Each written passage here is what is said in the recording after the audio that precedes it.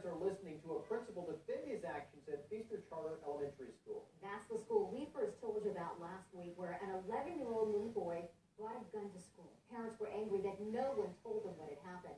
10 News reporter Jennifer Jensen is live in Chula Vista with why the district is now doing the finger pointing.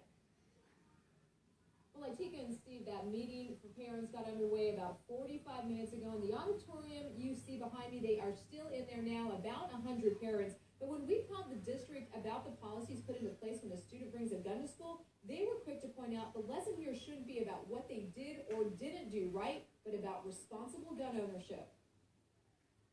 For a school not to have something in place is very unnerving. More than a week has passed since parent Larry White kept his 5-year-old home from school for a day. I asked her the question, did she hear about what happened?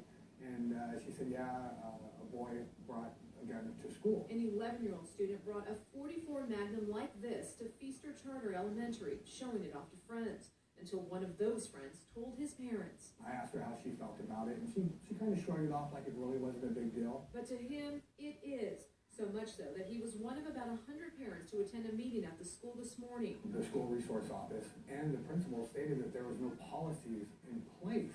The first 15 minutes, it was pretty much, he was defending himself in his actions.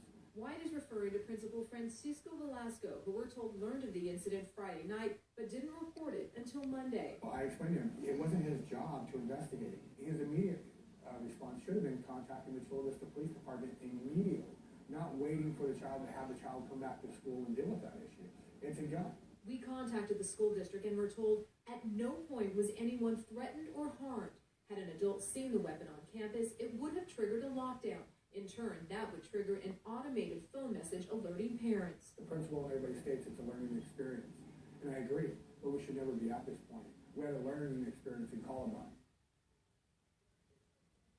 So we asked the Chula Vista Police Department why the 11-year-old wasn't arrested. They actually tell us that the investigation is now underway, and once they have those findings, they'll turn them over to the DA's office and the juvenile justice system can run its course. We also asked where that gun is. They say that they have it.